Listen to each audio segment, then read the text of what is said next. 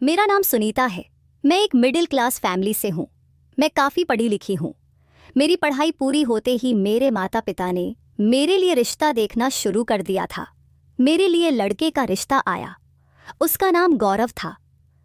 दोनों ही परिवारों की रजामंदी से हमारी शादी हो गई और मैं विदा होकर अपने ससुराल चली गई। मेरे ससुराल में मेरे पति के अलावा उनकी भाभी रहती थीं।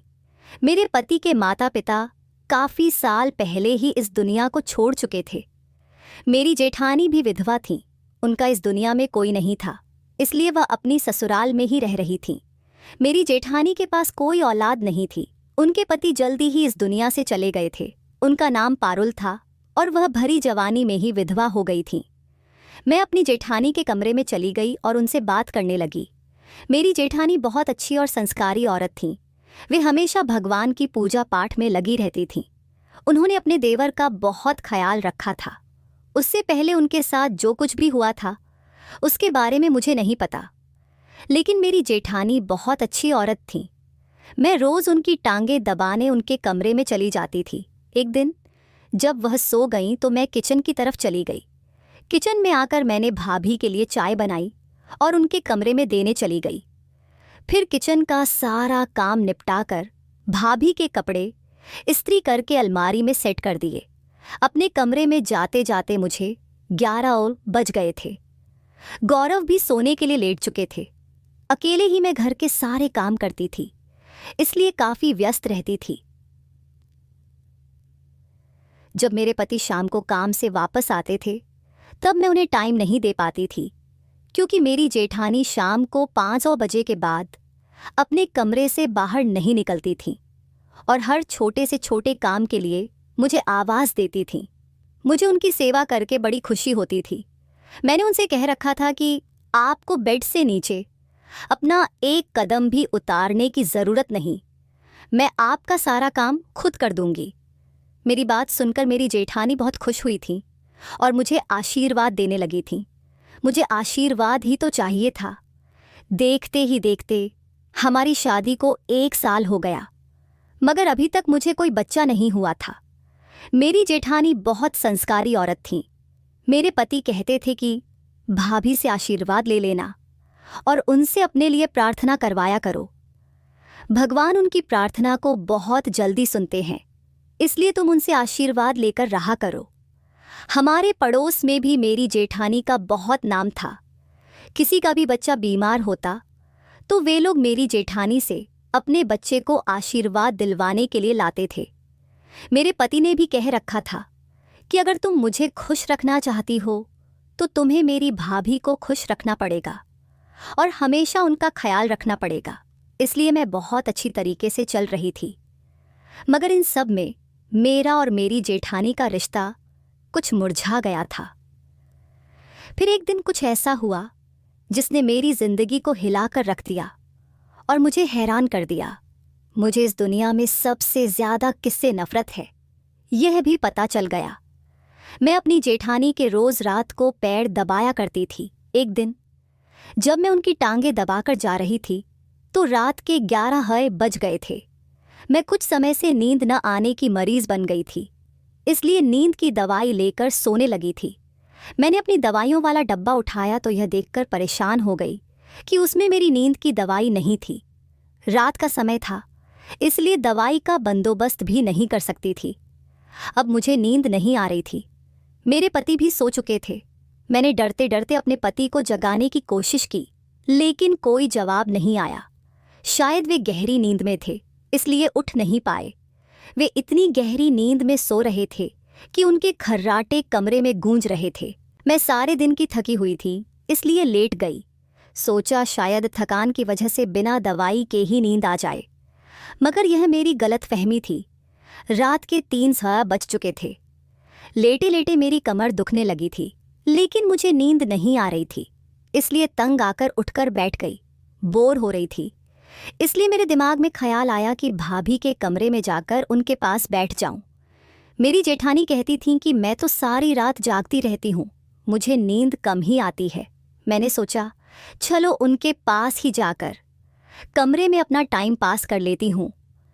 मेरी जेठानी के कमरे में एक मंदिर बना हुआ था। वे भगवान के आगे बैठकर हमेशा पूजा पाठ करती रहती थीं। मैं अपने कमरे से निकलकर जैसे ही उनकी तरफ बढ़ी तो मर्दों के बोलने की आवाज़ें सुनाई देने लगीं। अचानक मेरे कदम रुक गए।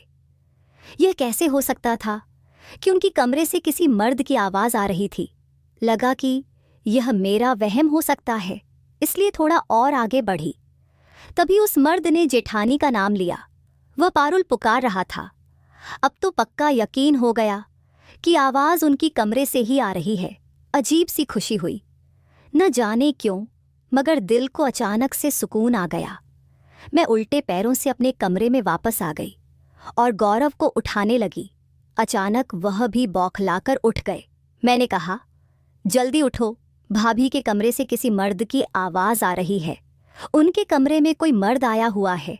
उन्होंने अपने किसी आशिक को घर बुलाया होगा। रात के इस समय किसी आदमी का आना क्या मतलब हो सकता था? मेरे पति गुस्से में आ गए और कहने लगे, सुनीता, मैं तुम्हारी जुबान खींच लूंगा अगर तुमने मेरी माँ जैसी भाभी पर कोई भी गलत आरोप लगाने की कोशिश की।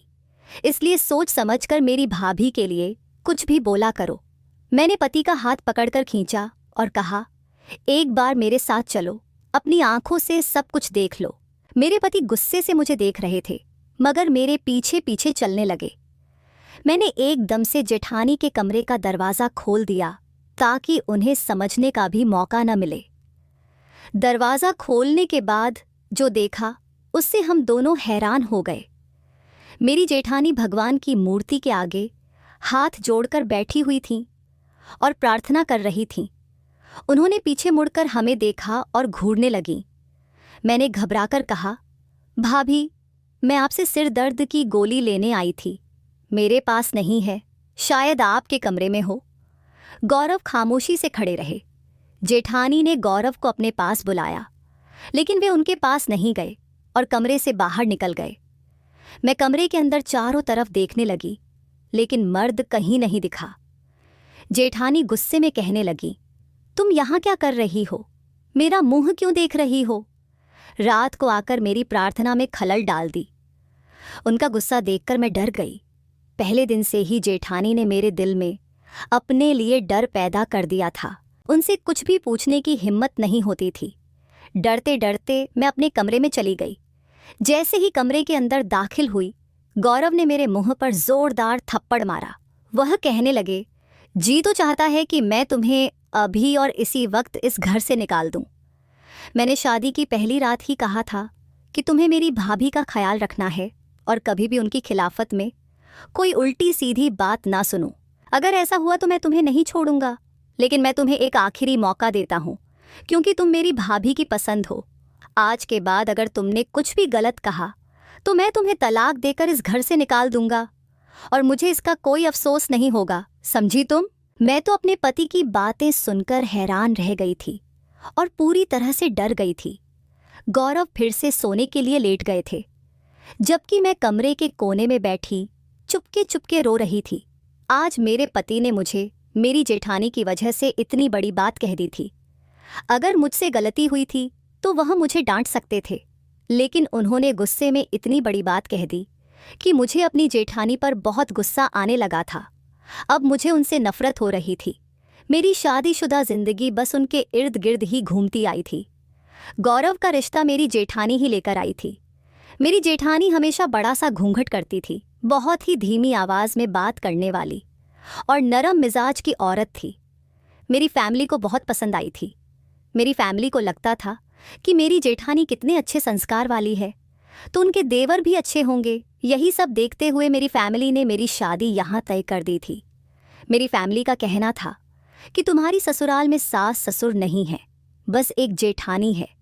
वह भी इतनी अच्छी और संस्कारी औरत है, सारा दिन भगवान की प्रार्थना में लगी रहती है। तुम अपनी जेठानी को बेड पर बैठाकर खिलाओगी तो भी कम होगा। बहुत अच्छी औरत है, उसे कभी तकलीफ मत देना, हमेशा इज्जत करना। शादी की पहली रात में मेरे पति ने भी यही समझाया था कि मेरी भाभी का हमेशा ख्याल रखना। मेरी भाभी मेरे लिए माँ की तरह है। अगर तुम उन्हें खुश रखोगी तो मैं भी खुश रहूँगा। गौरव की बातें मेरे दिमाग में नक्श सी बन गई थी।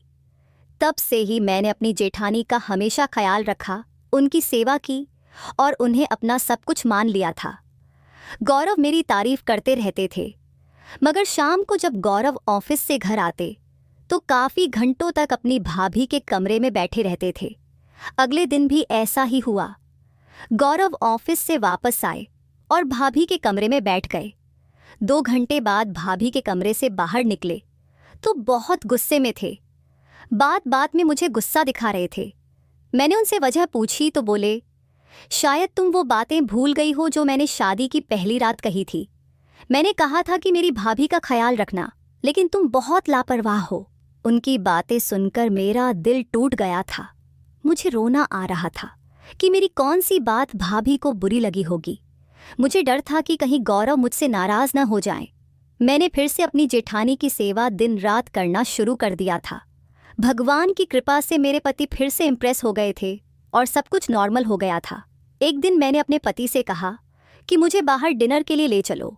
शादी के बाद से हम कहीं बाहर नहीं गए थे। हमारी शादी को अब 1.5 साल हो चुका था। हम दोनों अपनी जिंदगी में बहुत खुश थे। जब शाम को गौरव ऑफिस से घर आए तो मैं तैयार होकर उनका इंतजार कर रही थी। मैंने ब्लैक कलर की साड़ी पहनी थी और उसमें बहुत स्मार्ट लग रही थी। गौरव आए, फ्रेश हुए और फिर हम दोनों डिनर के लिए चले गए। गौरव ने मुझे शहर के सबसे बड़े रेस्टोरेंट में खाना खिलाने के लिए ले गए। वहाँ बहुत अच्छा लग रहा था। हमने खूब एंजॉय किया। घर लौटते हुए 11 बज गए थे। जैसे ही घर के अंदर दाखिल हुए तो देखा कि पारुल भाभी आंगन में बैठी हुई थीं। उनके दोनों हाथों में उनके पति की फोटो थी और वह जोर जोर से रो रही थीं। गौरव ने उनके पैर पकड़कर माफ़ी मांगी। तब कहीं जाकर उनका गुस्सा कुछ कम हुआ। गौरव मुझसे कहने लगे, तुम मेरी भाभी के पीछे क्यों पड़ी हुई हो? वह हर वक्त मुझसे तुम्हारी शिकायत करती रहती है। मैं उनकी बातें सुनकर चौंक गई थी, क्योंकि मैंने कभी उनके साथ बुरा सलूक नहीं किया था।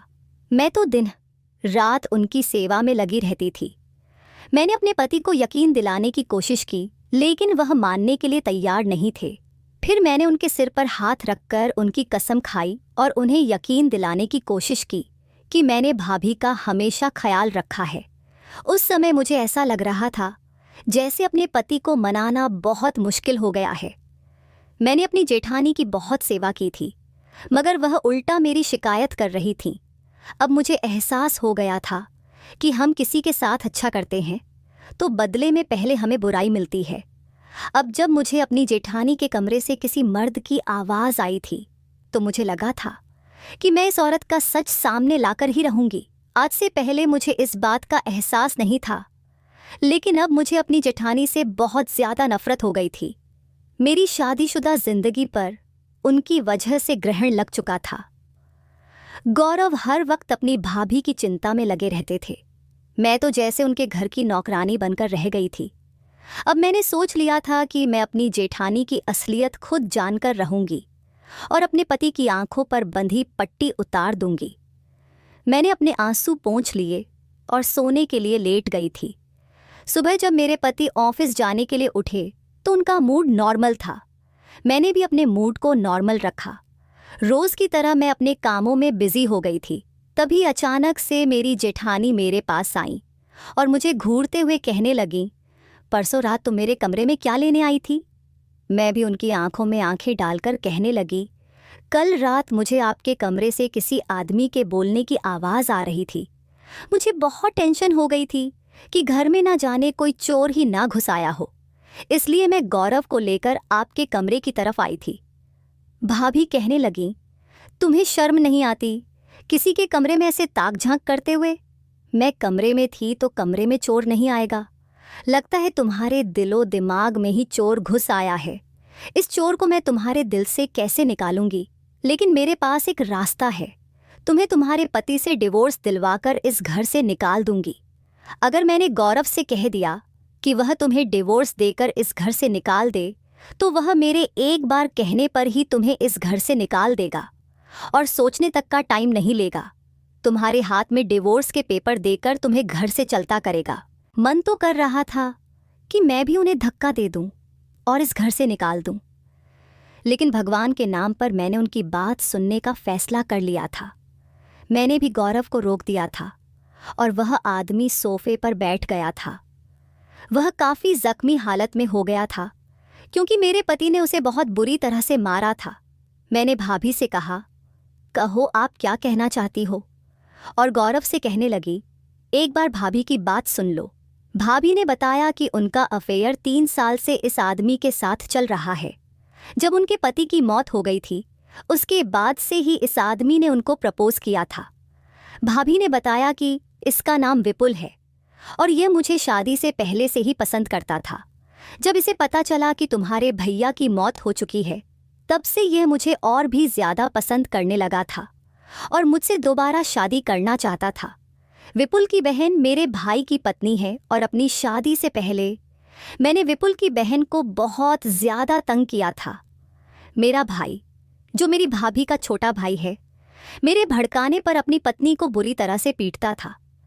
मेरी भाभी हर तरह से बहुत अच्छी, समझदार और सुलझी हुई लड़की थी, इसलिए मैंने उसका रिश्ता अपने भाई से तय कर दिया था। पारुल भाभी रो रो कर अपनी कहानी सुना रही थीं। उन्होंने बताया, मेरे मायके में सिर्फ मेरे भैया और भाभी ही रहते थे। मेरे माता पिता तो मुझे बचपन में ही छोड़कर चले गए थे। मेरा एक छोटा भाई था जो मुझे बहुत प्यार करता था, लेकिन जब से उसका चक्कर विपुल की बहन से चल गया, तब से वह मुझ पर ध्यान देना भूल गया। उसी समय से मुझे अपनी भाभी यानी विपुल की बहन से नफरत हो गई थी, इसलिए मैंने उसे परेशान करना शुरू कर दिया और उसकी छोटी छोटी शिकायतें अपने भाई से लगाती रहती थी। मेरा भाई मेरे कहने पर बहुत चलता था, इसलिए मैंने अपनी भाभी को अपने भाई से तलाक दिलवा कर अपने मायके के घर से निकलवा दिया। इसके बाद मेरी शादी हो गई और मेरा इरादा था कि मैं घर पर अकेली राज करना चाहती थी, लेकिन मेरे भाग्य में ऐसा मुमकिन नहीं था। मेरे पति शादी के 8 महीने बाद ही मुझे छोड़कर चले गए। इसके बाद मैंने सोचा कि मैं घर को छोड़कर कभी नहीं जाऊंगी और घर पर अकेली ही राज करना चाहती थी, लेकिन लोगों का कहना था कि मुझे अपने देवर की शादी करानी चाहिए। इसलिए दुनिया वालों की बातों में आकर मैंने अपने देवर के लिए रिश्ता देखना शुरू कर दिया और फिर तुम इस घर में आ गई। मैं हमेशा ही गौरव से तुम्हारी शिकायत करती थी कि वह तुम्हारे नखरे ना उठाया करे और कहती थी कि तुम मेरे साथ उसके ऑफिस जाने के बाद बहुत बुरा सलूक करती हो। मैं घर में अपना हक जमाने के लिए तुम्हें नीचा दिखाना चाहती थी। विपुल ने मुझे बताया कि जब से उसकी बहन की शादी हुई थी, तब से ही वह मुझे पसंद करता था और मुझसे शादी भी करना चाहता था, लेकिन उसने कभी मुझसे अपनी मोहब्बत का इजहार नहीं किया था। जब उसे पता चल गया कि मेरा पति मर चुका है, तब उसने मुझसे मिलना जुलना शुरू कर दिया। मेरी भाभी यानी विपुल की बहन तलाक लेकर मेरे भाई से जा चुकी थी। मेरे भाई ने उसे मेरे कहने पर निकाल दिया था और मेरी शादी यहाँ हो गई थी। उसके बाद मेरा पति मर गया और तुम घर में आ गई। बाद में मुझे विपुल की मोहब्बत का एहसास हुआ और मुझे यह भी समझ में आया कि मुझे उसकी बहन के साथ ऐसा नहीं करना चाहिए था। अगर मुझे पहले पता होता कि वह मुझसे मोहब्बत करता है, तो मैं उसकी बहन के साथ कभी बुरा नहीं करती और खुशी खुशी विपुल के साथ अपना घर बसा लेती। लेकिन जब मुझे बाद में पता चला कि विपुल मुझसे मोहब्बत करता है, तो मैं कंफ्यूज हो गई थी कि क्या किया जाए, क्योंकि मैं नहीं चाहती थी कि मेरी सच्चाई कभी भी गौरव के सामने आए।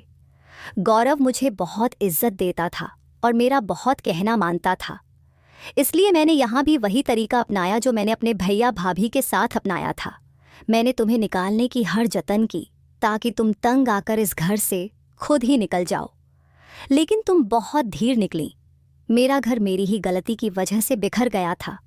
जब से गौरव ने तुमसे शादी की थी, तभी से मेरे दिल में गौरव के लिए नफरत बढ़ चुकी थी। मैं इस घर में अपना राज जमाना चाहती थी, लेकिन गौरव तुमसे इतना ज़्यादा प्यार करता था कि मुझे अपनी इज्जत कम होती हुई नजर आने लगी। गौरव ने मुझे अपनी माँ का दर्जा दे दिया था और मैं उससे नफरत करने लगी थी।